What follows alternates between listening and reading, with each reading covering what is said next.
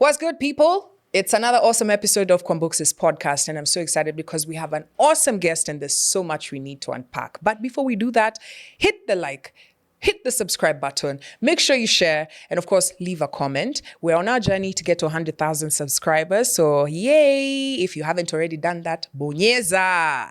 Now, the guy who's joining me here in studio, it's a guy. He is loved and hated and talked about in equal measure. This man works for the county, and since he started to pop up in the limelight, he has shown people that public service doesn't need to be quiet. It actually needs to be public. And because of this, sometimes he does find himself in very sticky situations, like something that happened 2 weeks ago where a lady was exposed by her mubaba, and he came through to help out, but ended up stepping back. We want to find out the finer details, find out how he started his career, where it started from, and if he has any plans to be a politician, which is a question a lot of people want to know. Ladies and gentlemen, Geoffrey Mosiria. Did you start at the county with Sakaja or before? It was before. Before devolution. I was employed in the year 2013 by the Ministry of Health as an administrator. At that time, I was deployed at Mbagathi Hospital, where I worked as a deputy administrator.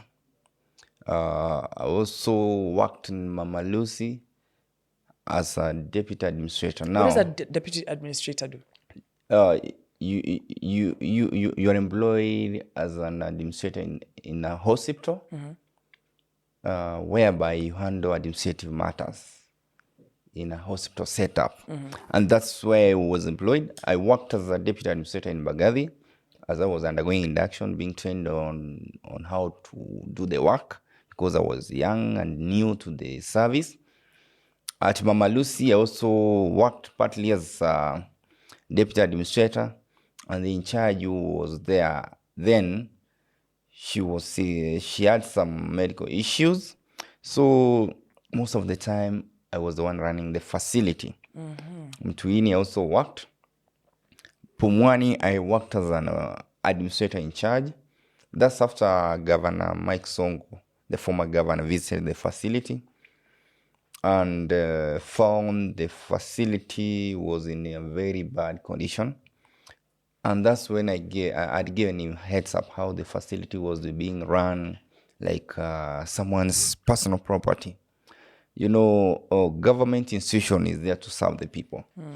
And I used to feel the pain as a deputy administrator in charge of transport and some other mandates which had been assigned by the administrator in charge, that I could sign an impress daily transporting fetus, bodies of young newborn children who are born some death, and it's not because the mothers came in late, but because someone who has been given that responsibility to deliver this mother was either away in his own personal clinic, that's a doctor, or working in a private clinic, leaving the mothers who have walked in healthy after a journey of 9 months, only for them to go home with a packet, clothes, diapers, and all that they had bought for their newborn babies, but minus a baby. Why? The baby died before she could deliver. That's crazy. She came there for safety because that's the only place they could run to. And which hospital is this you're talking about? It was Pumwani. Pumwani. I could sign around 10 to 15 bodies in a 24-hour cycle. There's a time I signed around 20 bodies and I was asking myself, why are we losing such a number of babies? And I had to raise it with the governor, the then governor, Mike Sonko, and it was not an easy thing on my side because everybody turned against me. They called me a snitch. They called me a spy. They called me names. Because that's what I was thinking. If you speak up or you speak out in a place where things are working in the way, of course, somebody has set it up like that, and they're like, yeah, that's what they called me. But I said, yes, call me a spy. Call me a snitch. Call me kierere. Call me whatever name they call me. But it's not about the name or the shame. It's about the life I was about to save. Because were it for not me reporting, today we could having the same continuing. Because people never cared. You're supposed to be taken to theater. Only one theater was operating. Out of 3 theaters, only one was operational. Why? Because they never cared. The only thing they cared about is how much money they're making. Every person who came there, instead of working for the people, they came there to look for money. What makes they could sit in their offices. I could see. Yeah. And I asked myself, as you are really doing all these deals, trying to make this money, will it help you? And I told Governor Sonko, he came in incognito. He truly confirmed what I told him, that the bodies were there. Everyone was against me. But I said, I don't fear. What I've done is the right thing. What I've done is what any sane human being could do. I'm not insane. I can't watch people die, babies die, sometimes mother die, just because the doctor was not there. The nurses had to leave. The mother was supposed to be taken to theater. Who is going to lose that baby in the next 5 minutes, 10 minutes? They take another mother who's okay because she has given the money to be jammed the queue. They leave other mothers whose cases are emergency. Some they rupture the uterus. Some they bleed to die. And I was like, no, I can't stay here anymore. I can't watch mothers die like this. And now that there's a governor who is accessible, I'll have to use him, report to him. Maybe he will come and sort it out. And truly he came. He sorted it out. Then he suspended the administrator who was in charge, and the med soup were all suspended. They became my first enemies. I can imagine. And the only person who came to realize this, truly he was on the wrong, was the administrator. And him being a Christian, he went and really maybe did some soul searching and consulted with his God. We became friends. Oh, wow. But the med soup hates me to death. Even if she got me somewhere, the two of us, I think she could even kill me. Wow. Because she hates me from her heart. Yeah. Whenever she sees me, even she doesn't greet me. And I say, yes, you may hate me, but you never managed your doctors well. You left them to go do private practices. You left children to die. That's not being human. This service to God is not doing it for money. We rescued those children. Yeah. I was promoted to administrator in charge to help run the facility. And I took the leadership. I transformed the facility. I started by kicking out cartels. And even there were cartels who were selling babies. Let's talk about that, because I've seen a documentary that was done by, I think, Njeri Mwangi for BBC Africa, where arrests were made and I think transfers, people were arrested because there was the baby selling syndicate. Yes, that one, I remember that I used to sit in my office. After like 1 hour, I could move around the hospital. Then once I walked around, I go back to the office. I handle administrative issues. Then I walk around just observing, seeing how patients are served, and also trying to understand how staff are working, what are the challenges they're facing. While walking around, moving upstairs to go to the ward. I met a lady carrying a bag. I could hear a baby crying. In what? The baby crying, but I couldn't see the baby. Yeah. I asked the lady, where is that baby crying? Mtoto analia kwa wapi? And what she told me, even me, I'm hearing the same. Mambia, no, stop. I called the security. Can you check on what she's carrying? Only to find that she was carrying a baby. Then I got an interest to know how she got that baby. We managed to take her back to the ward. We got the mother. The mother was running mad, looking for her baby. Yeah. And she had already done what? She had already left. Then now, people started opening up, giving me stories on how things were being done there. And before that, I had managed to kick out a cartel. There's a cartel that was doing that business. There's a cartel that was moving from one ward to another, hawking.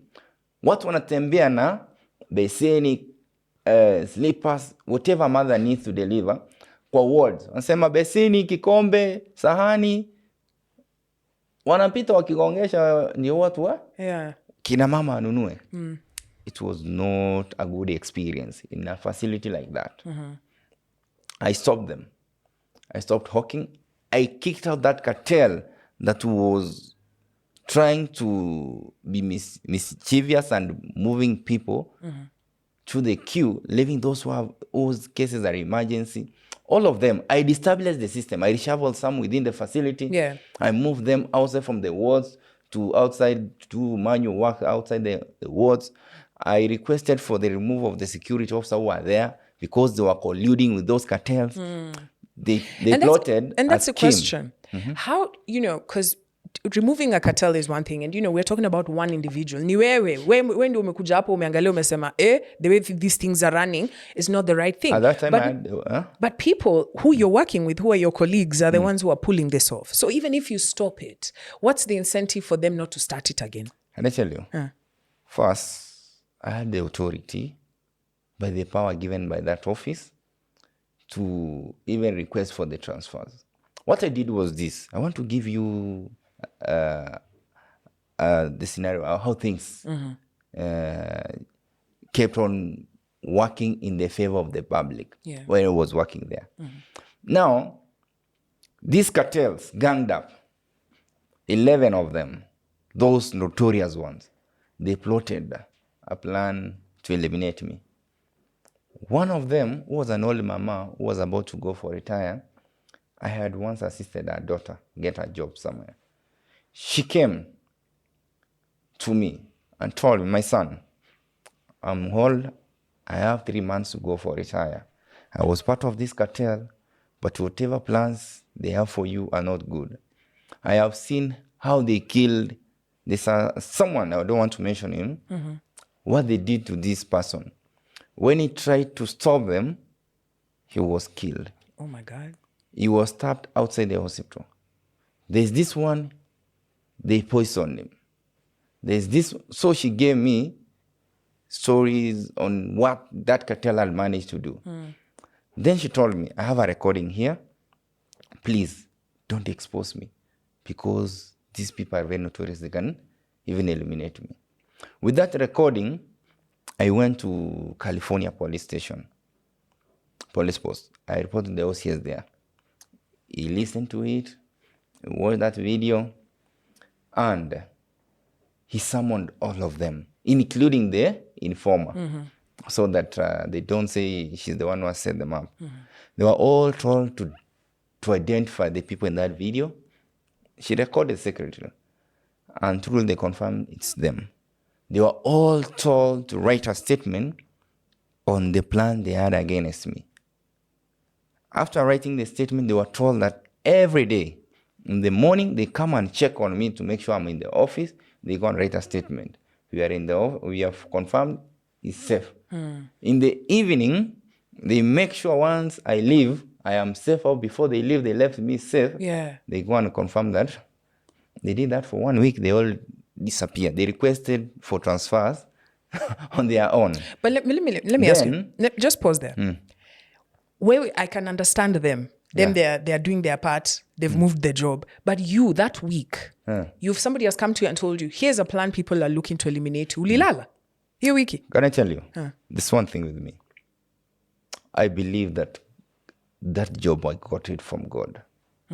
And I'm a Christian and a believer. And whatever I do in public service, I don't do it for my own self-gain. I do it for the people. That's why whenever you see me serving and working, going even beyond the working hours, it's not that I'm idle. It's not that I don't have other things to do. It's because I believe that this is a call. If all government officials can go out and do whatever I'm doing, sacrificing for the people, we couldn't be having a nation where people are singing songs, some saying that you must go, this must happen. Because I believe in public service, you're not serving your own interests just to get salary. It's a call to serve humanity. So this same cartel, I never fear them. And I'm one person who believes that if you buy fear, you'll never move. If you decide to fear, then you'll never serve. That's why I chose courage and continued working and dismantling the cartel. I moved the cartel that was now stealing revenue. They were discharging patients without paying. They take cash. I had to automate the revenue collection system.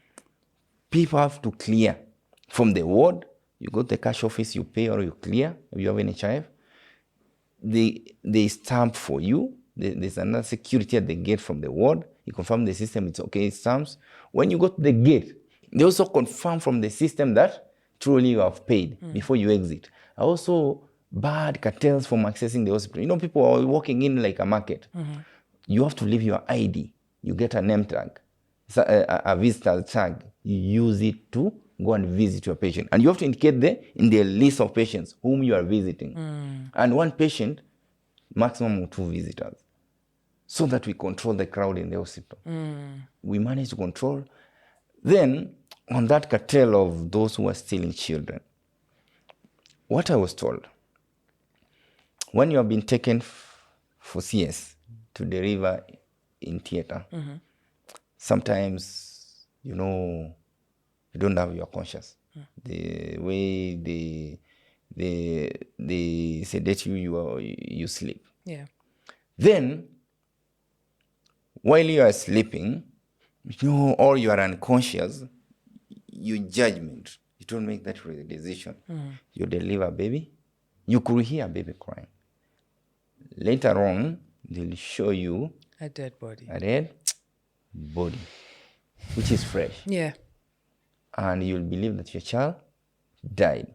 We had a case where a mother delivered, she saw the baby. Later on, they showed her a dead fetus. They even went for DNA. But this cartel, sometimes most of these cartels are connected. Yeah. They even go and buy that DNA result to make sure that it becomes negative. This is how strong this cartel is. It's a cartel that one baby, a baby boy, they could sell at 300K. Yeah. A baby girl, 200K. There was a clinic in Isli, a private small clinic, where they could take those babies, children, those babies, before they are picked by the clients. You see? Yeah. It was a big cartel. Those are things I was told and I was shocked. I got another mother who also wanted to steal a baby. She came in. She was not pregnant. But she was pretending to be pregnant. She had put on some clothes, some things on the stomach to make it look like she was pregnant. With the she aim was to in the live ward, with the baby. Yeah. waiting to deliver, only to be told by one of the mothers who saw her when she was changing the clothes inside that ward. Now, this one, she had told the boyfriend. Yeah. She had lied to another man that she was Pregnant. And the man was to come from abroad, and truly she was not pregnant. And she's so these cartels are willing to help her leave this hospital with a baby. With a baby. And the question here, I think my viewers would be asking themselves is, does that mean that aside from you, everybody in the county or the public servants are genuinely just cartels? Not everyone. There are those who are genuine officers, but there are those who go to work to look for money. They wake up, they know what they're going to look for is money. They know that they're supposed to serve, but instead of serving, or in line of serving, there's this time they say that ati panya ya kanisa inakula kwa kanisa, so hata wao panya ya serikali inakula kwa serikali. So they are eating what's meant for the public. Yeah. They are looting. There are those who are literally looting. There are those who go there to steal money from patients. And not because they don't have salary, but they are greedy. Some could see someone in the private sector maybe driving a good car. They also want to drive that good car. That urge now pushes them to, instead of working hard and being innovative, they start stealing.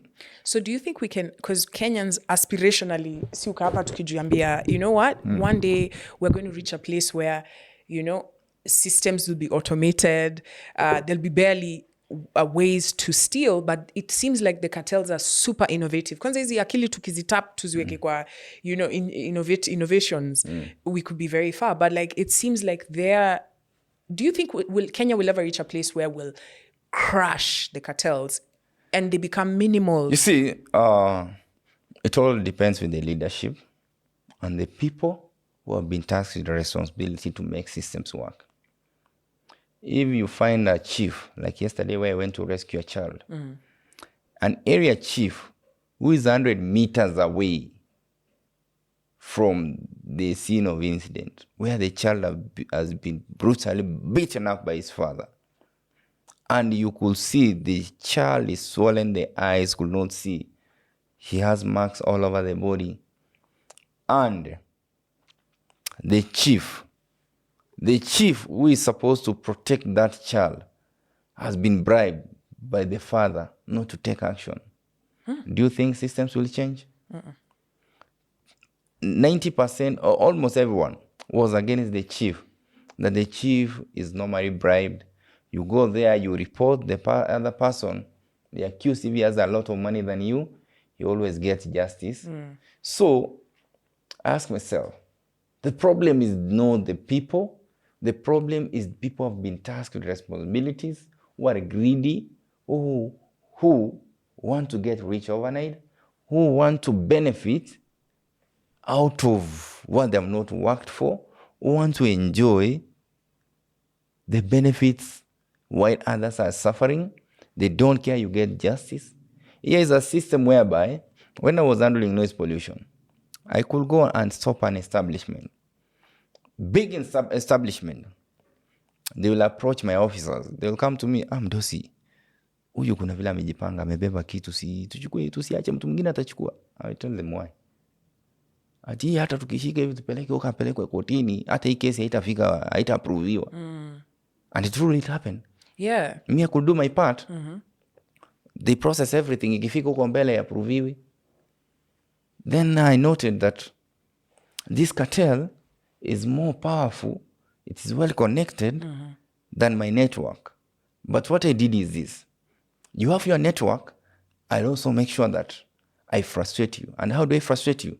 By visiting your place whenever a complaint arises, each and every day. So you have to bribe each and every day you are bribing. Until you notice that this bribe I'm giving is too much, let me do the right thing. Because sometimes you find that the system, the cartel is too difficult to dismantle. You frustrate the cartel because they cannot compromise you. Make sure you keep frustrating them.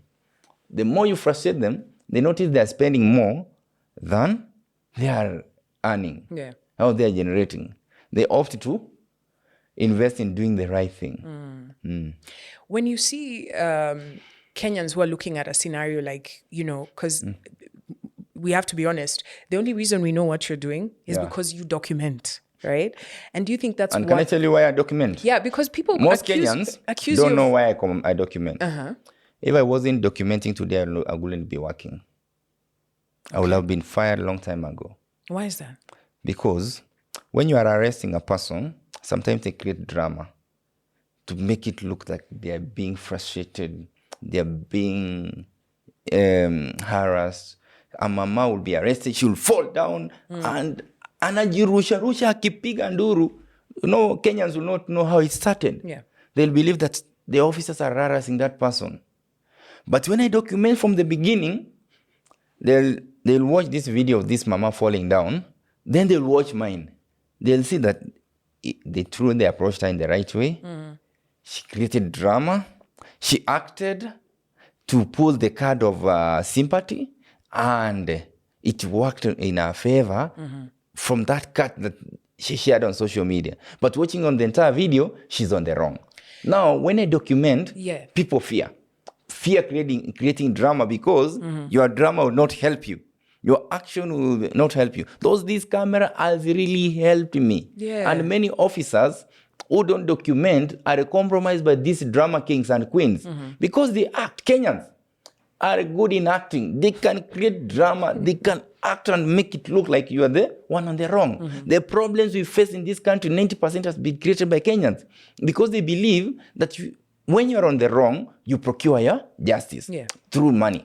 But they forget that the generations to come, we are setting bad precedents. That's why you see we live in systems that are rotten. You do the wrong thing.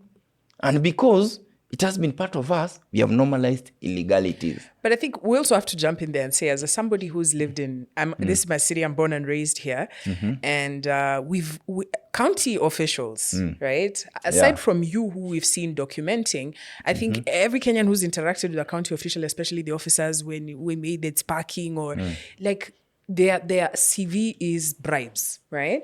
And if you're looking at this technology and you're saying, okay, this actually works, do you think it could curb the incidents? Because just imagine if county officers had cameras on them. Can I tell you? I think maybe it's also a proposal I share with my boss. We introduce some kind of appreciation to these officers in terms of tokens. Maybe the time to work overtime, those who generate in more revenue, they be rewarded. That kind of a system whereby you have targets. And once you generate more, you get recognized, you get rewarded, and even you get paid overtime. Everyone will be working hard to generate more so that there's enough to pay for their overtime. Instead of stealing it and obtaining it illegally, they can be paid overtime and also appreciation in a legal way.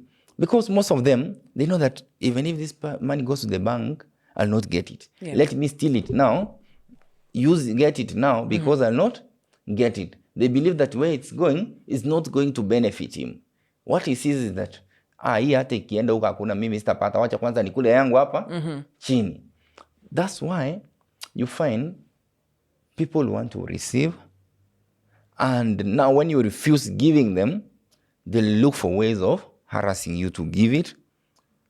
And if you become difficult, they push you to the wall to an extent that now you not have an option. But if we all do the right thing, stop giving, they will harass you today, tomorrow they'll get used to. They'll fear now harassing you, and someone else maybe might record them harassing you, and it will stop. So it's a system thing that can be changed by looking for ways of appreciating the officers who are doing good work. And what about somebody who has their business sahi? Like kijana ameamka amefungua duka yake ya viatu ama nguo, they're in tao, right? Or they're whatever. County officer amekuja amemuuliza wapi sijui nini. Even if you have those documents, still bado anataka ya macho sijui ya mapua. And you can imagine the economy is difficult. Kijana is trying to make ends meet, right? And they're always like kanjo. There are even songs where rappers have rapped about how kanjo guys can be so hectic, right? And you reach a place like, I'm hearing you, you're saying, don't give that bribe. Lakini kijana anaangalia anasema, if mimi nianze, anasema, umekuja na kichwa. But my neighbor will give, right? Why? Because they are in charge and they know how they can super frustrate you to a point hakuna kazi utafanya. Right? So how can this kijana reach out to the county to alert and let them know that, you see this person usually send over here, kazi ni collect 2 bribes. Now that I'm in office, use me well. I'm one person who believes that everyone deserves fair justice, fair environment to work, and use me. Nitumie vizuri. I'll come and tell that officer off. Why do you have to harass someone who has everything? You know, it's all about the officers above them. If they have set target to go collect for me money, they'll harass people. That I'm also appealing to our officers. Please, do the right thing. Remember that person you're harassing is a father, a mother, a brother to someone, a son to someone like you. Imagine it's your son, your daughter undergoing the same. You wouldn't like it. Treat others the same way you expect to be treated. To our officers, please, let's do the right thing. I believe in doing the right thing. But that's you. That's what I'm saying. That's for your those personal. who have been harassed, use me well. Report to me. That's why now I'm all over. People are saying, why is Mosiria all over? Mosiria receives complaints from every person. And they follow up to make sure that whoever has been, or whoever that feels to have been harassed, receives justice, receives the service, receives his case is attended to in the right way. That's why I always follow up. Sometimes I might raise an issue with our officers and they have to follow it up to make sure that it has been done. Because I've seen a scenario where I sent officers, like when I was in environment, to go and arrest someone who has dumped waste, a company that has dumped the neighbors, the neighborhood, where the community is complaining. They'll go to the company and that owner of the company will do what? Will bribe them. They'll call me that, boss, tumefika huko na tujafanya nini? Tumepata wamefunga gate hatujawashika. Yeah. What I normally do, what I used to do, I'll go there personally when they least expect, and I'll not tell them we are going there. I'll personally kuna case tunando hapo nini Islands ya mtu amefungulia sewage. Kidogo naingia kwa kampuni. You know, there's a time we went for an enforcement activity and I was left alone. The officers ran away. Why? Because they had received. The first days when I was doing this enforcement, people could run away because I'm taking them to act on a place where already they've already received. So I was left and I had now to be tough on them. Niwaambia, sasa tukienda kwa sababu kama umepokea, wewe kaa nyuma, wacha mimi ni take lead. Waambie ni mdosi amefanya nini? Is your boss who was taking you there and now there's nothing you could do as a junior officer. That's how they got to learn about me. Ulikuwa nafika kwa ground najipata niko peke yangu. Watu kila mtu amepull aside. And now I had to learn. Nikaanza kujifunza sheria. The environment, kujua hii ni illegal, hii ni illegal. That's why I kept on learning each and every day. That's why I was even engaging the people to understand their rights. Yeah. You know, through my social media platform, many people have known their rights. People didn't know that noise pollution is illegal in Nairobi. They knew it's part of their life. Yeah. The only thing they could complain is that, jirani ametupigia kelele sana. Actually, nobody knew that even the church, when it makes a lot of noise, is illegal. Even the mosque, even the animals, even the cows, people were keeping nguruwe kwa estate ndani ile kinyesi. Yeah, I saw yani that. kwa nyumba. Ndio maana anasema ni uchungu. Najua watu wengi wanauliza, Mosiria anapenda kutumia jina la uchungu. Ni uchungu sana. Mtu kwa nyumba yako. Alafu kinyesi ya nguruwe iko ndani ya nyumba. Watoto wako asthmatic. You know my nose, I have an allergy. Most people think that Mosiria is pulling ni makamasi. Whenever I go to a polluted environment, my nose block. Nasikia na uchungu ndani kwa mapua. Most people think, Mosiria kuna makamasi. Wengine mpaka kwa comments naona wanasema ati, wewe Mosiria nitakununulia handkerchief. I just watch at them their comment, naambia one day upate allergy kama hii yangu yenyewe, mapua unakuwasha ukiingia mahali kuchafu. You know, I could go to places where no one will want to go. Naingia mahali sewage imefunguliwa kutoka kwa nyumba. Mtu umejenga nyumba mzuri, umedivert kinyesi kwenda kwa jirani yako. Juu yeye ni maskini, ana uwezo, ati mimi nisimame na tajiri anipatie 1,000 yake 20, 10. What will it help me? I'm only bringing curses to myself, the generation. That's why unaonanga watu wanateseka, unafikiria ni kawaida. Sometimes ni curses. Their parents, unapata walikuwa the worst people in this world, who really frustrated people, who really made life for others difficult, and their children are paying. Here's my question. Actually, on that note of curses, there's so many questions there I want to ask you about air quality, but that's a story for another day. Curses, it means that, I mean, you're clearly wanting to do good because of maybe how you were raised, right? But my question here is, you know, we're seeing all the passion, right? You're documenting what it is that you're doing. Is it better to have a good leader? I know you said it was about leadership, but what about structures? I'll give you an example. Sazile Michuki was Minister of Transport, right? He, in this country, straightened up in a very short time. People on seatbelts, matatu guys were putting on red, blue uniforms. I mean, there was dustbins in the matatu. But as soon as he was out of that docket, what happened? We went back to normal, right? And I tell you. And that brings the question of, for Kenyans, is it better to have structures, right? Because it's all good what you're doing, but the moment you step out of that place, right, does the system fall back into or are you seeing people who are getting influenced? The problem is that I think it's the officers. You know, if Michuki had said systems that are working, why can't you make it better than Michuki left them? Like when I came into the Office of Environment, I'm not an environmentalist, but I had to learn. And I'm in charge of operations. I have technical officers working under me who are guiding me. But I had to take lead and support them. And there are policies there. There are policies that are in place. It's just implementation is what's the problem. Like noise pollution. People are saying, hey, let's soundproof, Mosiria will come. And there was quiet in the neighborhoods.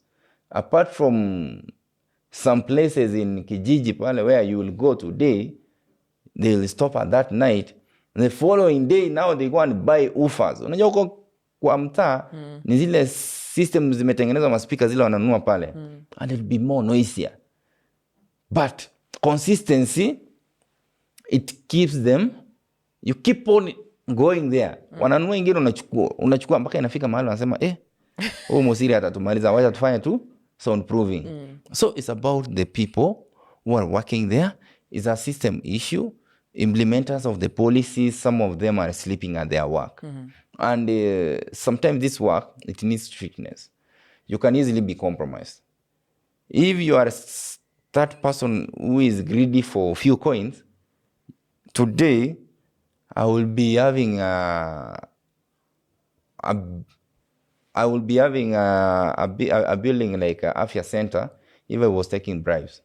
Because people were moving in corridors. Watu wanatembea na pesa. Wananitafuta lakini mimi. You've never been tempted? Can I tell you? This one thing I believe. Before you answer that question, I want to ask this question nicely. You've never been tempted. You've never taken a bribe. There'll never be a case out there one day where someone can prove that they've bribed you successfully. Let me tell you. Personally, I believe in earning fairly. I've seen people suffer. I've seen people go to India to seek medication after stealing government's money. Having worked as an administrator in the hospital, there's one administrator who used to make money, but he got sick and got a disease that has no cure. He could go all the way to India, get money, India. Patients, anakula pesa mpaka ya madawa, anamalizia wapi? India. Aimsaidi. Kidogo nasikia mtoto wake akona brain tumor. It taught me a lesson.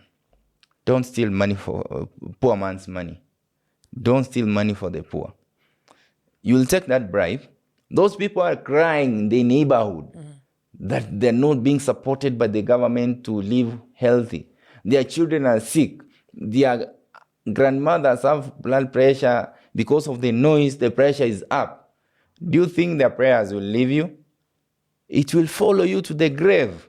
So I believe in living a life where I'll walk to the neighborhood. I'll tell them I did my part. When I was in that office, I did my part.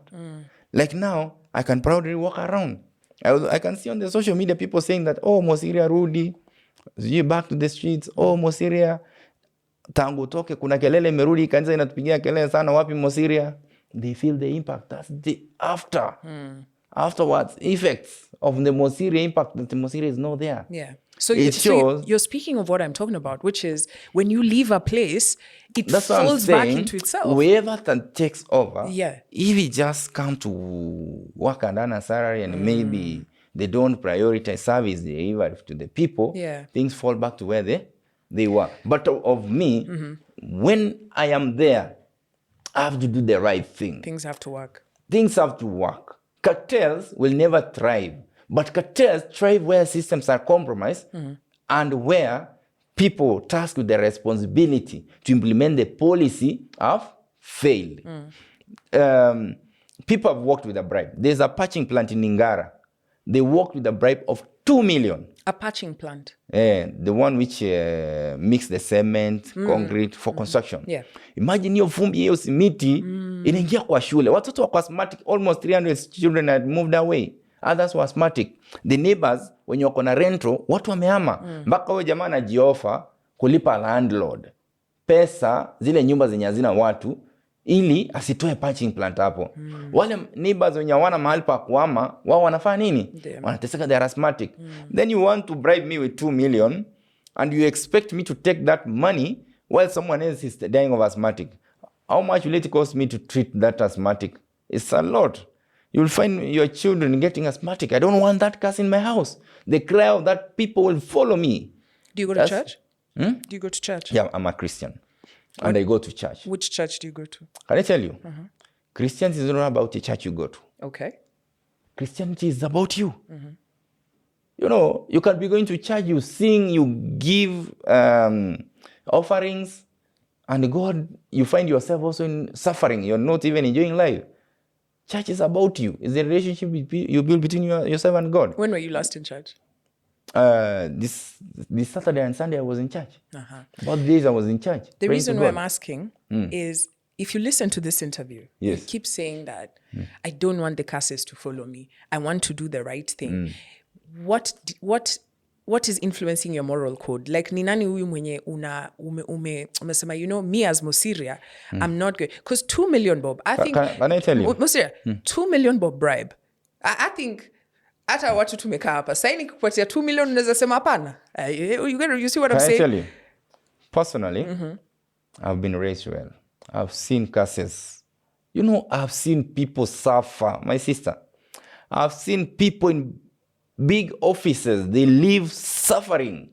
They end up dying in government hospitals where they were tasked to work as chief officers health, and they die because there was no an ICU. And yet, when they were chief officers in charge of health, they never did an ICU. We had a chief officer who died in Mbagathi Hospital, and he was a chief officer health in Nairobi County during Kidero's regime. He had all the resources to set up an ICU in Mbagathi. But what did he do? He never set one. His priorities were upside down. Right now, as Mosiria, when I served as a chief officer health facilities, I made sure there's an ICU in Mama Lucy. There's a CT scan in Mama Lucy Mbagathi. ICU in Mbagathi for children. That's NICU. Newborn unit. Drugs in all the hospitals. You go to Mama Lucy Piku, dental unit in Mtuini. Even people are saying, why are you doing this and expanding the facility? Even politics came in. That Mosiria, why are you using the UHC funds to expand that facility and do those projects and equip the facility? I told them, this money is meant for the public. Just if you feel that I'm doing the wrong thing, because they wanted us to procure things that they can benefit out of it, if you want me to do the wrong thing, you benefit out of it, then do what the worst. But I believe I've done the work of God. Today, those facilities are serving the people. So you're doing it for God? I'm doing it for God because this chance I have is not mine. It's God. This is a calling. To me, this work is a calling. And do you know? No human gave me the job I have today. I didn't get it from any human being. I got it from God. And that's why whoever sees me, he doesn't see the Mosiria. He sees the work I do. Speaking of the work you do, where do you get the money? Because so now we know your heart is for people. Yeah. Because we see you a lot on the internet. I literally was asking myself that question about 3 weeks ago. Where do you get? Kwa sababu mtu yote mwenye akona shida Mosiria ako hapo. Mtu yote akona shida anasema nimemlipia, nimemnunulia hii. And I'm like, you are not taking bribes. Can I tell you? Can I tell you how I get my money? Yeah. Do you know how many followers I have on TikTok? It's almost 1.7 million. Facebook, I have 600,000 plus. And I have 2 Facebook accounts, another 290,000, almost 300,000. Yeah. Whenever I go live, I don't use my number. I give you a number. If you are the victim, people contribute for you. That's how I get money for the people. You know, I contributed a child 400,000 to go to India. They were looking for 1.5 million. The mother had given up. I had to raise for them 400,000. They went, they got a loan, and friends came through. The child went to India right now. The child is okay. The child had suffered for eight months. Yeah. The 8th month, the heart was to shut because it was getting tired using the machines to breathe, to support the kid. Right now, the kid is breathing. And it's just the platform I use to raise the money. There's a mama who, you know, it's God using me. It's not me doing it. There's a mama who was paralyzed on one side. We went there. The children, the daughter who was almost 12 years old, she was the one changing her diapers and everything, washing the mama. She was using something improvised toilet in the house. The house you could not even walk in. Naingia ndani mapua inafungana juu ya harufu ya kinyesi na mkojo. I raised for them almost 300,000. The mama right now, she's walking. That's not me, it's God. Yeah. There's another young man. Recently, we contributed for him almost 150,000. It's almost 150,000. The mom is paralyzed. She could not walk. We brought her to town. We bought her that wheelchair, which has an improvised place where she can go for long and short call. The young man, 22 years, is changing her mom diapers, pads. Imagine, mtoto unaona ujua mamako. He decided to adjust his mindset, yeah. And they see her mom as a younger sister. Imagine unatreat mamako kama your younger sister. People are going through a lot. Me, what I normally do, whatever I support the people. Sometimes I could meet someone like you. You tell me, hey, Mosiria niliona kuna mtoto rescue. Now, how do you normally do this? Naambia, and sometimes 10% of my salary, I keep it aside. Okay. I don't support someone who lives in the house and sleeps in the house and ananiambia nipe pesa ya chakula. Why should I give you money for food? Go work. I don't support someone who is in the house looking for school fees and rent. Go out work. But this street family, this person who is in the streets, I'll support him with my 10%. That person who is in the house sick and he has been neglected by society, I'll go there and fundraise for them using my friends and my followers. And they're good people. And I want to give a special appreciation to my followers because they always contribute. Yeah. Some from the US, UK, Kenya. They have always supported 10 bob, 20 bob. It adds up to 500,000, 200,000. And I don't give out my money. You know, Yani my number. I don't give out my number. Because when you send to me, I'm not a beneficiary. Yeah. Send it to the person who is suffering. So that person should know how to manage the money. We contributed to another student I found in the street, the mama and the daughter in the street at night. Sleeping in the streets. The daughter had finished the school, the grandmother had died. She came to join the mama in the streets. We rescued the kid. We took her to school and we requested a relative to host the baby so that the mama can look for a decent paying job. So some of these things I do, it's not me doing it. Yeah. It's God using me. Me, I'm just a tool to be used. It's a covenant I made with my God. God used me the way you want to change society, and God is doing it. Sometimes inakuramba, you know, because like helping people can go one way or the other. And actually recently there was an incident which made me so curious. Yeah. So first, of course, the lady found herself in a very precarious situation. Yes. Huyo baba kenye alifanya, we can all agree that wasn't a it's good wrong, thing. right? But the question that follows is why especially women uko na hiyo heart ya kusaidia wasichana sana? Because No, people can turn it around to I don't something help else. only girls. I know. I help the one that God has brought to me. I've helped the 3-man. Nakumbuka 3-man. Yes. Ule rasta alikuwa analala juu ya mti. Ameishi kwa street since akiwa miaka 4. Saizi anauza gari hapa Ngong Road, Sialcott Motors. Is that a woman? There's another rasta I help na yeye ameharibu kazi. Na alikuwa anaishi hapo Railways Club. Tukamsaidia akaandikwa hapa Oyster Bay kama security. Imefika mahali jamaa amesema yeye hataki kazi. And we think that he, according to my assessment, he could be having a mental health problem. Na since nataka tuone kama ataendelea kulipa rent. Yeah. Unajua kuna watu wanakaa kwa street unafikiria ni mtu anateseka kumbe akomboka. Unaweza pata jamaa alikuwa mboka tukamtoa mboka mahali alikuwa anauza maybe madawa za kulevya hapo na ujui. So sisi tunajaribu kumnini. Unajua kuna watu una pretend kuwa wazimu na wanauza vitu kwa street. Yeah. Unaonanga watu wamekaa na magunia kwa street ati ni disability. Hizo magunia hapo ndani kuna chang'aa, kuna pombe. Unaonanga karao anafika huko anamsalimia. Si kumsalimia, ni pesa amepewa yake ndio Aitembee. Unaona? So huyo nilimrescue and truly tunaendelea ku analyze kesi yake. Akishindwa kulipa rent arudi kwa street. Sababu anaishi huko na anasema yako na pesa. Yeah. Huyo tukiona amerudi ndio tutafanya nini? Ndio tutamsaidia tumpeleke rehab because we are still analyzing his case.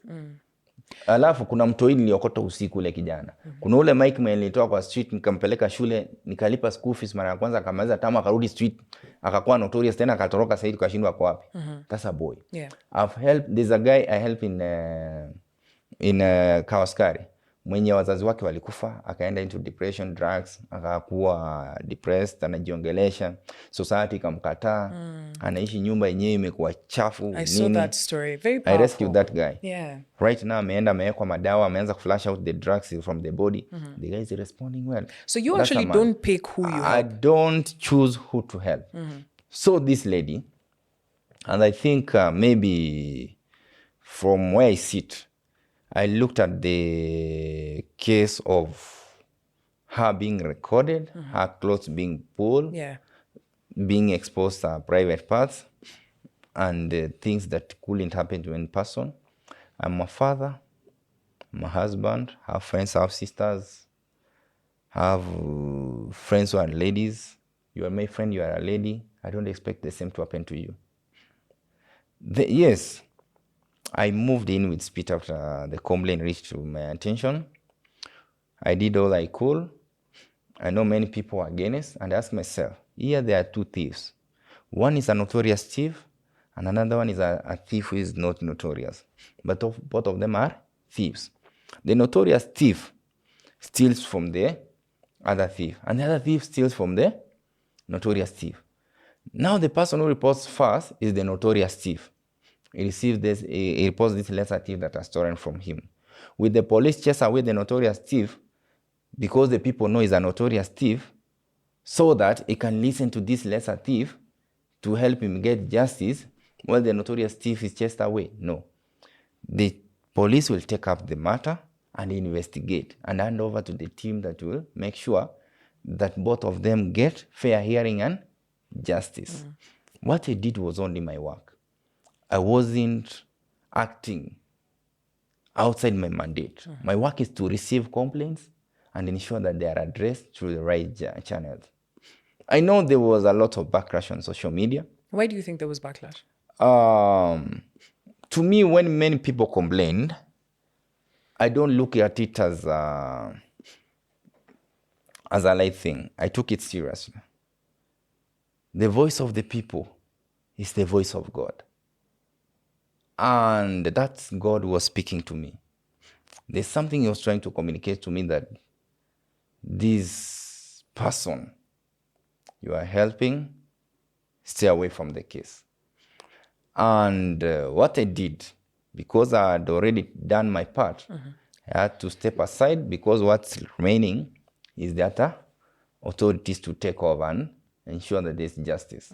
I also did my background check, my investigation, and through what I got, made me even stay away from that case further, because it's something that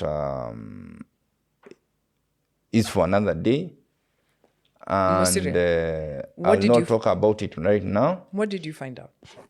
It's something that I wouldn't want to share on this platform, because where she is, she knows that I have already discovered the kind of person she was, but she didn't deserve to undergo whatever she went through, even if she is that person she is, or she could have been those days. Everyone has a history, but we don't judge people based on their histories. We judge them based on what they are undergoing today, because if you judge them based on their history, all of us have histories. All of us have our past. You have your past. It may be good or it may be bad. If you are judged based on your past, then we are not being fair to you. But again, to the people, I want to say your voice, I heard it, and your voice, when many people are against one individual, it clearly shows to me. Because I'm a person who is a Christian, that was God communicating to me. And I had to step aside. And after I listened, everything has gone down.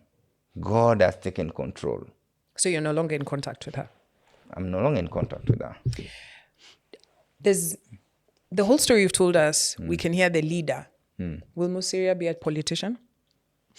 Before I talk about that, there's one person I want to talk about. And you know,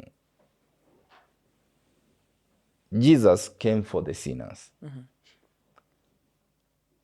I asked myself, when John the Baptist was arrested, he sent people to look for Jesus to come and rescue him. But Jesus never rescued him. He left him to have his faith there, and he left him to God to rescue him. And finally he was killed. What does that one show you? Kanyari also told us that Jesus came for the sinners, and that's why he went to rescue that lady and support her. But I also realized that Kanyari is not the Kanyari. Kanyari is Zakayo, the tax collector, who collected 310 from each and every person. Yeah. He raised millions of money. He's giving back to the society. If you want to know through Zakayo, you know, sometimes the Bible is not whatever we read in the Bible, we face it in real life, like Kanyari. Kanyari, to me, I see Zakayo. He's giving back to his church. You don't give offerings. Yeah. He's the one who feeds them. He's the one. He has taken those people who are hopeless in society and supporting them and trying to empower them. The only mistake he did is roasting meat in the altar. In the church, yeah. In the church. I watched that one. To me, was crazy. it was wrong. But to him, you know, Zakayo was a sinner. So it is the Zakayo in him, which he tried to explain to me, but still I'm not agreeing with him. What I'll say is that I've seen many preachers, some hiring people to come and to go on the pretend, Sick, yeah. so that, and some of them are paid. Including him. Yeah, that's what they have been doing. Yeah. But it's Zakayo who has realized his mistakes. That's why he want to actually give back what he stole from the people and go start his life. If he's joining politics, he's want to exit from preaching. You see, when Zakayo realized his mistake, he gave back what he had stolen and followed Jesus and also followed his way. Yeah. Was Zakayo one of the disciples of Jesus? I don't think. Was he? No, he wasn't. He wasn't. So, Kanyari Zakayo is also giving back so that he can go his way and become a good person. Okay. I've seen pastors lying to people. You know, if you can cure diseases like HIV, then you need to prove it. Prophet Tower said he's got the certificates and he's looking at doctors to come and have a look at it. He announced that early this year. Do you have history of those patients in any hospital? He said Let him share the history. Yeah. That they were being attended in this facility. The doctors of those hospitals who come and they truly prove, and the nurses who have been seeing them at the CCC clinic, then we can believe that truly what he did was right. You know, people have created a following. Yeah. And if you want to find the poor people have been brainwashed and they are in charge. They are getting money and taking to the pastors. That panda mbegu, God will open a way for you. Yeah. But we have brainwashed people. For lack of knowledge, our people are suffering. People have been brainwashed. Your pastor is driving a good car, living a good life, but selling to you hope that will never help you. In your afterlife. You will enjoy heaven in the afterlife. If you can't live a good life on earth, then who knows the afterlife will be good. Because nobody has gone there and come back. What I want to say is this. Yeah. Live well on earth. If the life you live, you are suffering, it's not God who is making you suffer. You are the one who has caused yourself that problem to suffer. Look on how you live. Be a good person. If your neighbor's son is doing well, celebrate them. If your neighbor is doing well, celebrate them.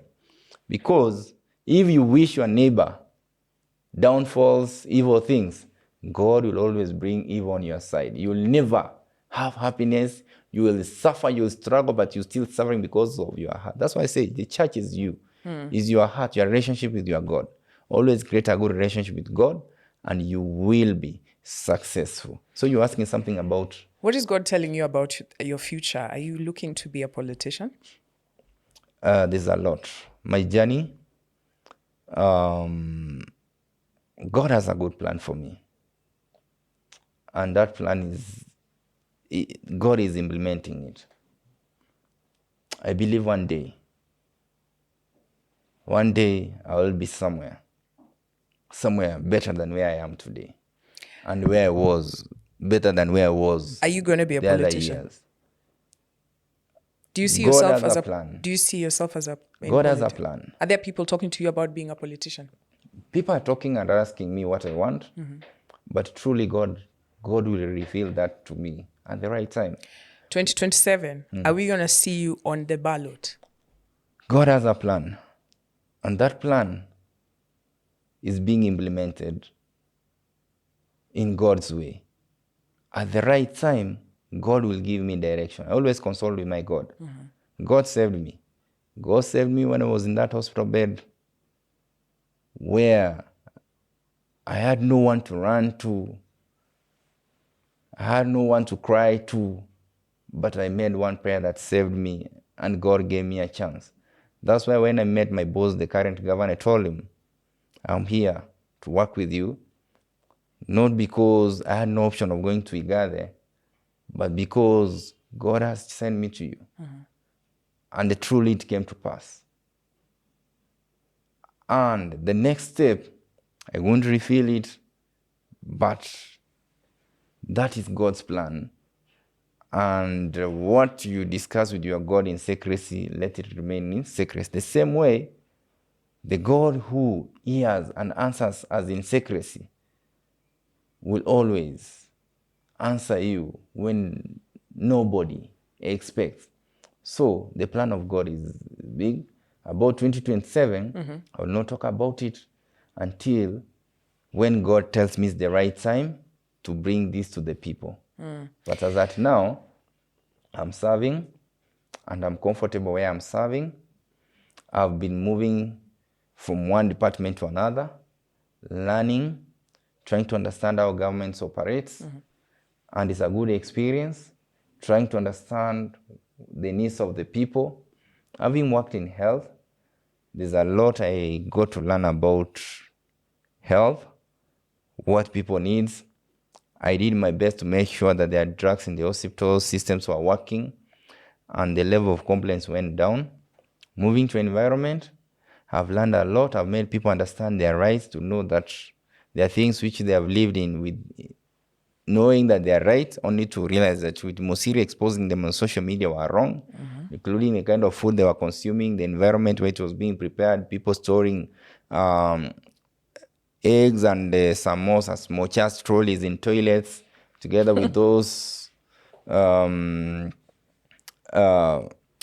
a dirty environment, unapata kuna mende ndani, kuna inzi.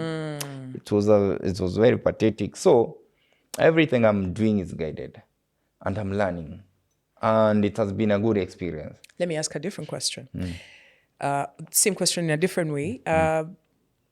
Do you see yourself still working in the county or looking at national? Do you look to lend your skills nationally? I'm still a county government employee. Everyone wants to grow. If I had a chance of serving in the national government, I wouldn't test it. But personally, I'm working so hard so that it opens an opportunity for me. You know, people get opportunities in different ways. Others lobby, others they go and even bribe to be given a position. Personally, I believe that working hard is the only way that will open another door for me. Yeah. Though many people don't like hardworking people for fear that they are exposing them, especially those you work with. They feel threatened, especially your colleagues. They feel like you are making them look like they're not working. And the truth, if they're not working, what is there to write? You are not working. Then work harder like Mosiria, so that we all shine together. I don't stop anyone from working. I don't stop anyone from documenting. But again, why am I doing all this? I also want to grow. Because when you work hard is when you get promoted. You don't work hard, you don't get promotion. But there are situations where those who don't work hard, but they know their way, they get promoted. Those who are hardworking and a Christian and believer, they're still suffering down there. This one officer who approached me told me, I was an acting director. But when the positions were advertised, I was told to buy my way and get this position. But since I couldn't, here I am. And the one who had to buy his way got the position. I told him, your time is coming. When God decides that He's going to elevate you, God is just putting you in this situation so that you get to learn and understand how society is, how rotten our society is. But your time, when these who are already celebrating and looking down upon you will be the one to celebrate, to feel the pain you are feeling today, because God revenges in His ways. But what I'm saying, all of us want to grow, and that growth, you can't force it. God determines it. 3 things that you've learned, because there are so many young people who are like, okay, so what we need is more serious. There are so many young people who are thinking, okay, maybe it's time I step up, find a job in the county or in public service and help out. But what Usema, when people go into leadership with great intentions, but you get there and the system is so murky, you end up just doing what the Romans are doing. But you've proven that you can do it differently. What happens is this. So let me ask my question. So what 3 tips would you give someone who's getting into public service, right? What they need to know? Because you go in there maybe from private sector and you're like, you bring the same mentality, and then there are people who are like, wewe usikuja hapa na hiyo kiherere yako. Na amekuambia vitu zinafanyikanga hivyo hapa, but you're doing it differently. So what tips can you give someone? Personally, I believe in consistency. Never give up on doing the right thing. Many will celebrate you at the right time. A few what cartels will oppose you. Many are saying, Mosiria, kwani wewe ndio unaona tu unajua kufanya hii kazi? Many said when I was in hell, huyu amekuja na ambio sana. Hii imekuwa ni shamba yetu, tumekuwa madawa zinakuja zinarudi kwa soko. I told them that was your time. They tried to threaten me. Even some told me that, watapita na wewe, hii cartel itakumaliza. I told them, let them try. I have God on my side. They threatened me, they sold fear, I bought no fear. It's all about doing the right thing. And if you feel what you're doing is right and your conscience tells you it's right, don't fear doing it. Because let me ask you, will someone sack you for buying drugs for hospitals? And is in law. Will someone sack you for stopping noise pollution in Kilimani? If it's right. And if that person does the same, then it means the society is rotten. That person will one day pay for it. Will someone sack you for standing with what the law says? Nobody will sack you. Nobody will chase you away. Your colleagues will never be happy. Those people who believe in broken system will never support you. They'll want to undermine you. They'll want to frustrate you. But don't give up. Consistency. Just continue doing what's right. Even if they try to bring you down, they try to talk and gossip about you, don't take it serious. These are just jokers. These are people who are desperate. These are cartels who are not there for the good, who are just there. You know, there are people who like confusion. Yeah. Even on the social media. You might post a post of a man who is suffering and say, I've seen this person truly suffering. He needs our help. Please, let's come through for him.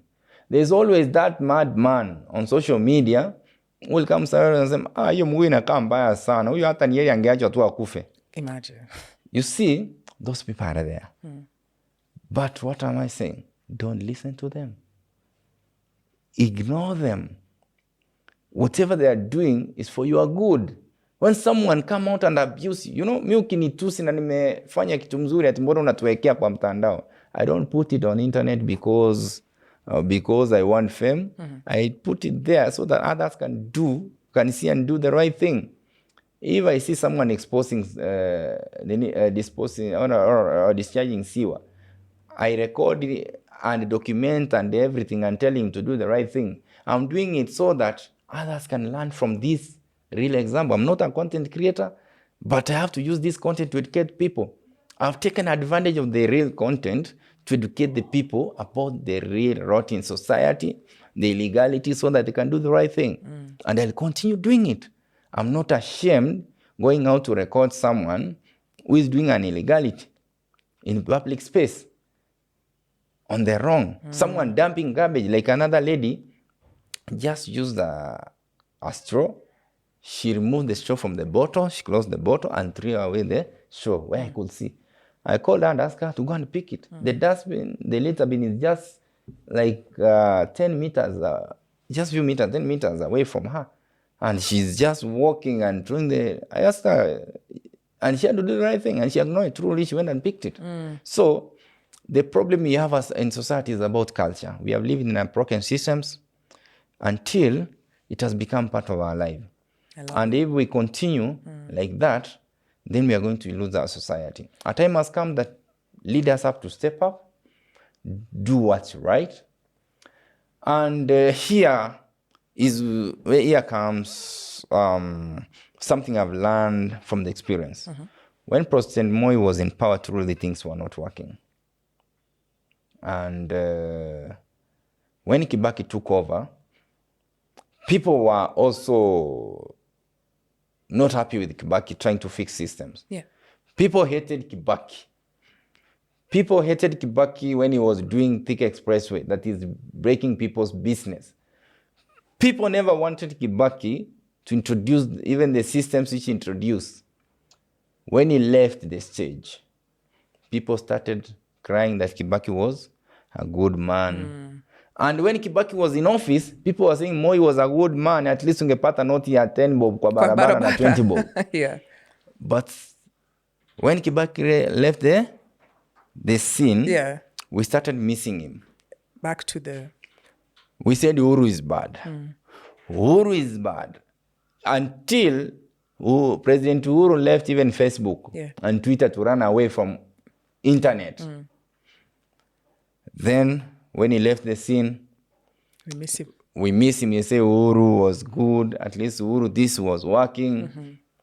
Today we have President Ruto. Whenever he's trying to fix systems, we are singing one term, Kasonko, many names. But when President Ruto will exit the stage, many of you will be crying, saying at least President Ruto was good. That's how we have high expectation. Each and every, our needs keeps changing. We will never appreciate any president. Even if you are given an angel as a president, even if Jesus became the president of Kenya, we'll still sing that Jesus must go. But the moment he exits the stage is when we know that Jesus was better. What he was trying to do was for our good, and these things worked. When President Ruto will exit the stage, we remember there was affordable housing. There was these things he was trying to do. There was this Nyota, and this Nyota, at least, it gave people money to do business. It gave young people opportunities. You know, it gave the agencies an opportunity. It reached those who were vulnerable. That's when we'll know these things he was trying to do was for our own good. We will never, let me tell you, even those who are singing in opposition that the government is bad, they are only doing their work to earn. You know, opposition, they also have benefits. True. Because once they give the opposition that work, once they join the government, the problem are the same. So, the cries will be the same. So I'm hearing consistency. President Ruto, when he was campaigning, we used to say this is the best, is the answer. It's in that system. The same way we were saying Uhuru must go, is the same way the people are saying, what has changed? And you voted him in. What is this? Let's learn to embrace leaders. Let's join them, be part of the solution. If there's a problem, let's be there to face it together. And also leaders, when you are in that position, what allows leaders? Please don't show off. Don't show off with those helicopters you hire. People don't want to see it. You post yourself, ati unashuka helicopter, ukiwa juu ya helicopter, unafikia mwananchi wa kawaida anafurahia. Hata kama umevaa suti mzuri, kuna ule maskini afurahii. Anaona ni kama ni pesa yake umekula yeye akiteseka. So, let's try to lower ourselves, be with them. The reason why sometimes I go to the streets, I want to listen to those street families. Why is it that I don't go to listen to the people in suits in the streets? I only go to listen to those who are down there. Because these people will want someone who is in authority to lower himself down and be in their shoes and listen to them and understand them. And that's why my new roles is public participation, citizen engagement, and customer service. I think I was given right placement from an environment where I was engaging people to where now I'm close to the people so that I get to understand their problem. You know, I'm learning and trying to engage. Those, unaona watu wa chini wenye wanadharauliwa, they're very important. They know a lot. Hao watu wanajua mengi ambao sisi wenye wako huko juu wajui. So ukijirudisha hapa chini, you get to learn more, you get to understand them, and it's easier to solve their problems. So leaders need to be accessible to the public, which is one of the things that a lot of people want to complain sana. Unatembea na Range Rover hii new model ya 45 million, na Lexus ya 38 million, na ule mwananchi wa chini ana. Unajua, shida si ati ni umaskini. Shida ni kwamba maskini yeye anaona unaishi vizuri, na yeye ana, na anaona ni kama ile pesa yenye umetumia ndio angepata. And also, let's try to empower the people. Tusikuwe na maskini wengi ndio tuweze kuwaongoza. Au tuongoza mtu akiwa njaa. Siku moja atakugeuka akukule wewe mwenyewe. So as we of course wind up, what do you want people to, what do you think people will remember Mosiria for? Like one day, of course, you know, you'll be retired. What do you think? Because you're clearly moving with a passion. Unafikiri watu watakukumbuka for what exactly? One day, watu watanikumbuka kwa yale mazuri niliyoyafanya. Kusimama na sheria, kufuata sheria, doing the right thing, and trying to push things to work where they were not working. Trying to bring people closer to the government and going closer to the people. Taking the government machinery. You know, what I'm trying to do, I want to be remembered as someone who made things work, who made systems work, who made people sleep, who gave people hope. People who are hopeless that nobody in government could work. At least they could see that there's someone in government who could reach the people and listen to them. And that's why I always caution people that not every leader that gives you money is genuine. Some are giving you back your money, stolen CDF money, stolen money from government covers, and you just enjoying and celebrating and clapping for them. I'll not give you your stolen money because I don't have it. And whenever you ask me for handouts, I'll openly tell you I don't have. Even if you are 10 of you ask me for money, if I had an extra 1,000 in my pocket is what I'll give you. You will know how to share it because that's the only thing I could afford. A good leader is one who tells you the truth. An MP will come and lie to you. Elect me as an MP, I'm going to give you jobs. But as that an MP once elected did not have a job. Jobs have to be advertised by public service. The MP will only employ CDF chairman and a few 5 people in his office. Where are the rest of you going? An MP should tell the people the truth that elect me. I'm going to work on good policies. I'm going to improve your infrastructure, education and such so that you live well. But that MP you elect him is the one doing tenders, is the one, he earns salary and he uses proxies to do tenders. And the same people, you see them now, some have seen that being a governor is the cash cow. You become rich overnight, and from there you can move to being a president. No. That governor, also, you have to give people of high integrity. We have seen leaders come to office, they exit. I think this, we had Kidero Songo, I was using 3 regimes, like in Kenya, of governance. We have had 3 regimes of governance. These 3 regimes, all of them, they come, they leave. And why are they removed? Because they never brought about change. Most of the leaders we have had in government, governors we have had in the country, there are those who have gone 2 terms, there are those who have gone 1 term. Why? Because they never brought about that change people are looking for. So the problem again is the people. Don't elect someone because he gave you money. Elect someone who you never ask for money so that this person can work for you. You take their money, you will eat their money, they'll go to that office, they'll recover their money, they'll again steal extra money to come and give you to continue celebrating them that they are leaders or with people. A leader is one who brings solution to your life, who now reduce you from being a beggar and make you someone who is independent. He improves your life. Not the one who found you a beggar and he continue empowering you to be a beggar, to worship him. For how long are we going to worship leaders? You know, you go to the ground, when they meet youths, they really need hope. They are suffering out there. Gen Zs are jobless. But they have forgotten that the leaders they voted for, from MCA up to the top, they're the ones who are supposed to bring about solutions in their life. But these leaders, most of them, will only go, give them handouts, they clap for them, and say, leo nimepata kichele. How about tomorrow? We have seen places where you hold a rally on Monday, you get over 10,000 youths coming to attend to your rally. What does that one show you? Joblessness. The level of joblessness. I have and also there was failure in implementation of Vision 2030. Kibaki had set a good foundation. I hope and believe that the current president can really move and implement Vision 2030.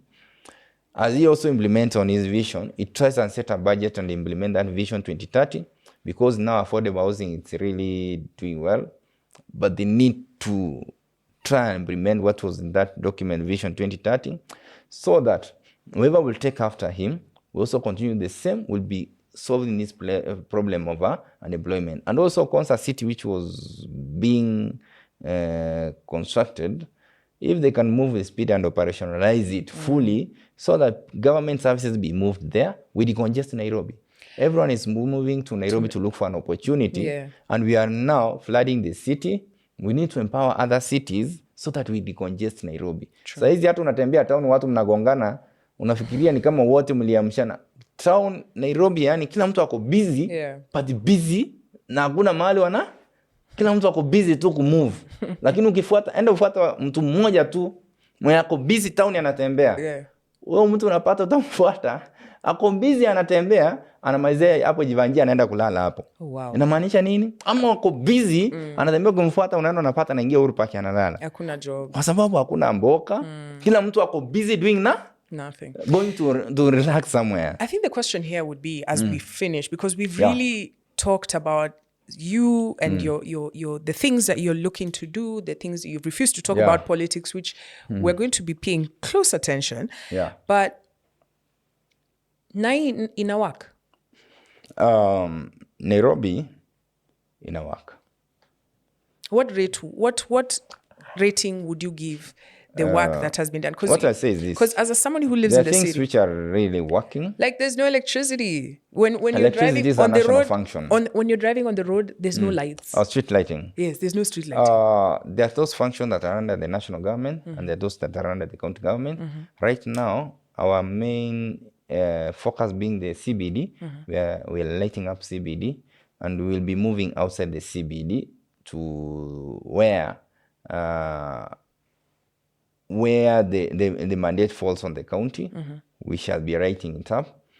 And also there are things that are working, which are really working. Like the ICUs, the health sector, there are things that are really working. You go to school feeding, there are things that are working. And there's a lot that is happening. Only that we'll need to repackage our messaging so that we bring it out to the people. And that's the task I have as a chief officer in charge of citizen engagement and public participation, customer service. I requested my colleagues to provide the achievements, the flagship projects, whatever the county government has achieved in line with the governance manifesto, so that we are able to amplify the people to know what we are doing as a government. Can you just, for us, because like we are Nairobians here, just mention maybe 5 things, right? That right we can say, government ya Sakaja imefanya. Like ICUs, they are working. We are, and before they were not working. Sectors, there was no ICU in Nairobi. We have set one, health infrastructure. We have markets. We have Mtwini market, and there's another market in Kasarani that are undergoing construction. We have school feeding, where children are able to feed in school. To me, it's something that I love, and it's really working. Also, young people have been given an opportunity. Especially when you move in CBD, you'll see photographers doing photography, young people doing content, which is never happening in CBD. They could be chased away. Those young people earn out of it. And there's a lot. I may not be able to mention all of them, but what I can say, infrastructure, it's also working roads. We're also working on improving on the drainage system.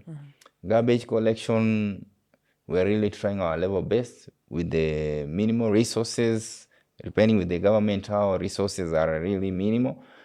We are doing our best, but Nairobi is really growing. The population is growing. Many buildings coming up. Garbage, the quantity is also increasing. So that's why we were working on coming up with a formula that will work for Nairobi and solve this menace of garbage once for all. So truly things are working. Okay. We are doing our best as a government to make sure that Nairobi works. Mungejipatia score out of 10, mungejipatia gani? That one I leave it to the people to give us, because I can't be the one setting the exam and marking for myself. All right.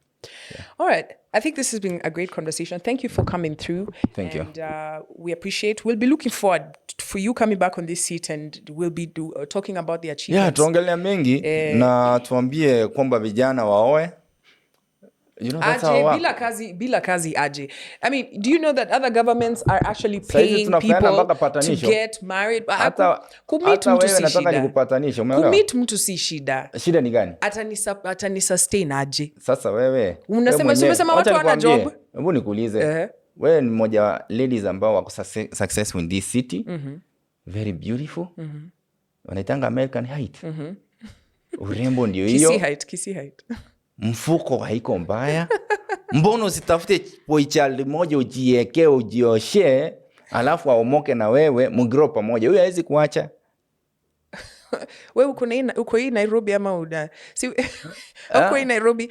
Tamjenga alafu aende ajenge dem mwingine uko nje. Atakuwa unajua nini? Polygamy si mbaya kama atakuwa amejenga. Nani amekwambia niko single? Wewe. Unajua umeficha white sana.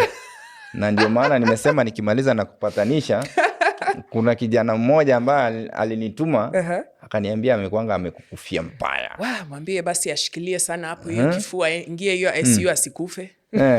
Anasema amekukufia mbaya, na pia hata yani umuongeleshe kwa simu. Huyu ni customer care amekuja. Nitakupea namba yake umuongeleshe. Umwambie tu kwamba uko ama hauko. Wow. And that's how we're ending this episode right here, because clearly ina work. All right. Thank you so much, Mosiria. Yeah, I love that we've ended on a not a serious note. Love it. Cheers.